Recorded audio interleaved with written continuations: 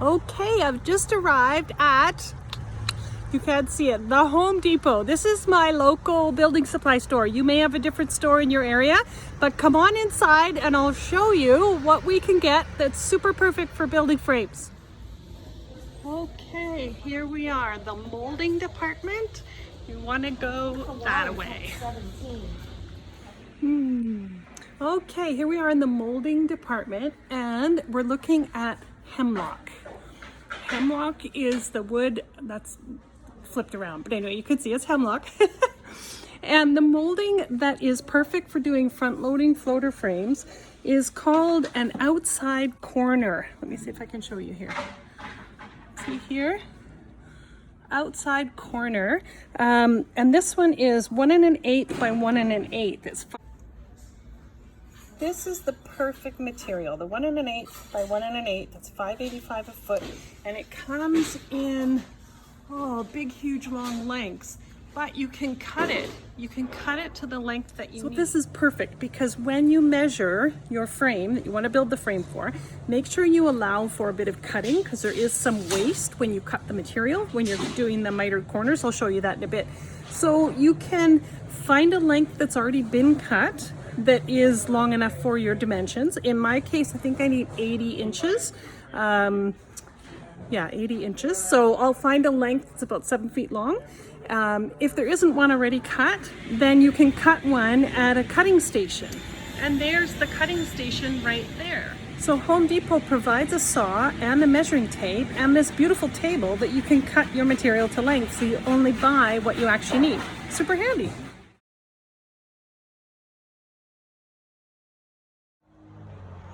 Okay, that was quick and easy. They had a piece of material in hemlock that was just about the perfect length that I needed, so I brought that home. I wanted to show you the other items that you're going to need to put this frame together. Okay, let's go over some of the things you're going to need. You're going to need your material. This is a little cut off end, but that's the hemlock right there. You're going to need a pencil for measuring, a measuring tape, 1/4 inch staples, a staple gun. You're going to need glue, tape, tung oil, that's for finishing, and either a miter box or a miter saw. If you don't have the miter saw, you can absolutely use a miter box. You lay your material in and then you run your saw blade through the slots to cut your angles. This miter box I find not as accurate as a miter saw, but if you don't have a saw, it's a great way to cut your material and get your angles all cut.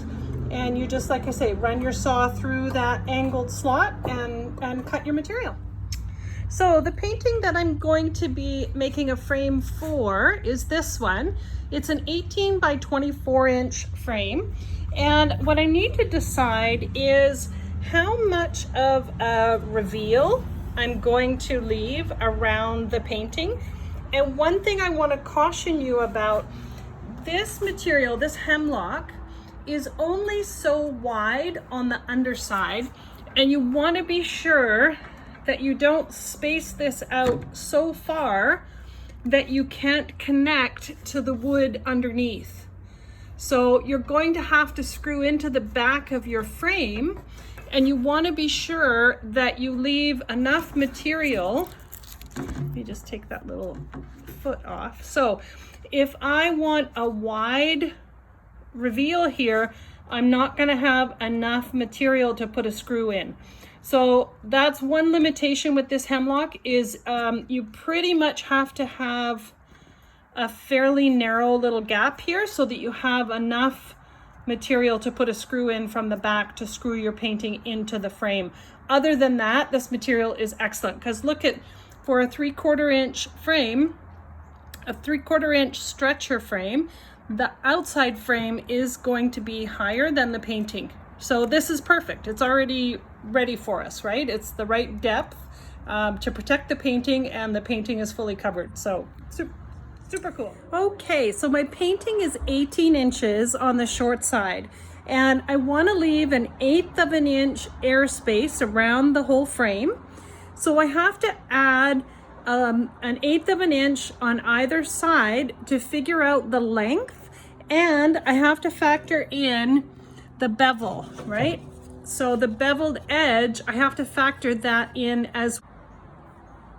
So my painting is 18 inches on the long side, and if I leave 1/8 of an inch airspace around the frame, around the painting to the frame, then I need 18 3/4 in length for the short sides. So just remember to add that, that little gap on both sides. So I cut it long so that I could check it against the painting and recognize, okay, I need to snivel just a little tiny bit off to make that measurement correct. So it's 18 3/4 for an 18-inch length, 18-inch height of a painting. I need 2 of them. How do I get the second length to be exactly the same size? I lay the first piece right next to the second length, and then I mark it, and then when I cut it long. Cutting it long means that I can trim off that little itsy teensy tiny bit to make them exactly correct. If I cut it a little bit too short, then I'm out of luck. So I'd rather cut it just a hair's breadth too long, and I can trim it to make sure that length is correct. So there I have my short sides. They're exactly the same length. Perfect, perfect. And because of cutting the angle, I now have the wrong angle for cutting my next length. So I need to cut this off so that that will be the long length of the frame. So there's a bit of waste. So I try to cut that as close as I can so I don't waste too much material. So I'll do that now and then measure out my next length.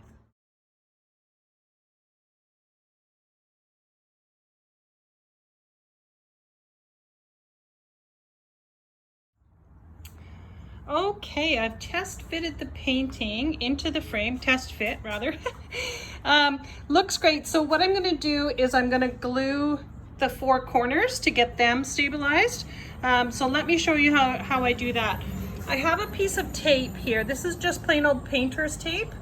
And what I do is I lay the pieces on that tape like so. And then I put, oh, it's stuck to the tape. I put glue, hold on, my tape is not behaving here. So I lay the 2 edges together like so, and then the tape is just underneath. I put the tape underneath. I glue this edge and then fold it up to create that 90-degree corner, and make sure that tape is nice and secure. And I do 2 corners first, and then I do the other 2 corners.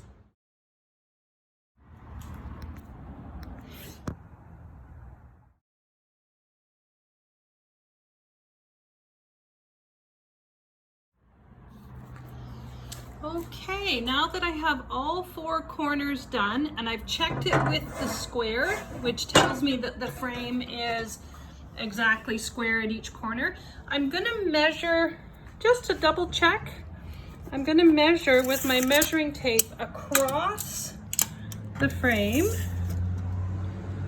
and make sure that it measures exactly the same, and it does, on the diagonal corners. So that means that frame is now square. It's equal all the way around. The corners are 90 degrees. There is a little bit of extra glue. I'm just gonna clean that up before it totally dries. So I'll leave this now to totally dry, and then I can come back and staple the back and do some final sanding, drill some holes. I'll go over the next steps, but there we are now. We've got it together. Now for added strength, I have these beautiful little 1/4-inch staples with some pretty like rugged teeth on them. But from the back of the frame, I'm stapling the corners just to give the corner a little bit more strength. And these staples are so short, they don't come through the front. So you can see it just gives a nice corner. And I put some felt bumpers on those corners. Can you see there? The staples didn't come through at all. So beautiful, beautiful, beautiful. Really pleased. Okay, I've got the frame all together. It's nicely glued. The corners are all secure. It looks great. I've given it a rough sanding. And now it's time to drill little holes in the back. Now, because my canvas is going in from the front, I want to be sure that when I put the hole here, that I actually grab the back of the canvas. If I go to the center, I'm likely to hit very close to the edge of my canvas, because keep in mind there's a bit of a space, right? There's a little space between the canvas and the outer frame. So I purposely put the hole closer to the inside edge of the frame, so I'm assured that I'm going to actually hit the back of my frame and not have it slip off the edge.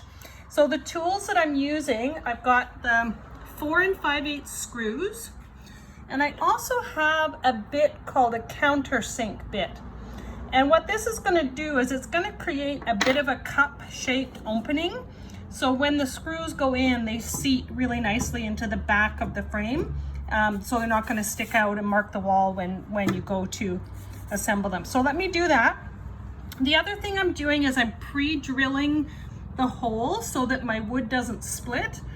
And I've checked the size of my drill by putting my screw next to it. And when you roll it between your fingers, you can feel that the drill bit is smaller than your screw. So you know you're not going to be drilling a hole that's too big. Okay, let me drill that, and I'll show you the countersinking part.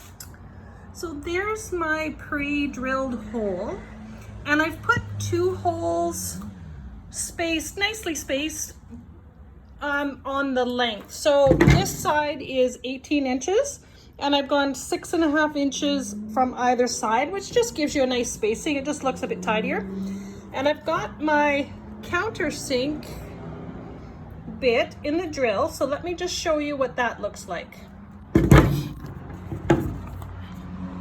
So I put the countersink bit in, and I just do a little bit. Can you see there how it creates a nice little cup shape? That will allow the screw head to sit down flush on the back of the wood. Okay, all my holes are done. I'm ready to attach the painting, but before I do, I'm going to apply tung oil. Now, tung oil is just a treatment. It actually beautifies and protects the wood. It penetrates dry wood surfaces and just finishes it. It puts a little bit of a sealant on the wood. Because I want this frame to remain natural, I don't want, say, oily hands when you go to hang the painting and you have some grease on your fingers. I don't want that to stain the wood. So by putting the tung oil onto the raw wood, it will just put a bit of a protective layer. It's not like a stain or a varnish. It just penetrates a little bit so that the wood isn't susceptible to absorbing any new oils. So super nice, and it will keep the color beautiful. So I'll just apply that with a soft rag all over the clean wood, and I'll show you what it's like when it's done. Okay, there's the natural wood, and there's the wood with the tung oil. So it retains very much the natural appearance, but it does have a bit of a finish. You can see the difference there. Yeah, just protected it. I hope you've enjoyed this little video on creating a natural wood front-loading frame for a 3/4 inch stretched canvas. It's very easy to do. It just takes a little bit of time and a little bit of patience. There's a couple of steps left that I will be adding to this video, and that's actually screwing your painting into the canvas and applying your wire for hanging. That I will be adding to the video in the next day or so. Do let me know if you have any questions, if you have any problems along the way or something you're not sure about. Just feel free to message me. I'd be happy to answer your questions. All right, have a great day. Bye.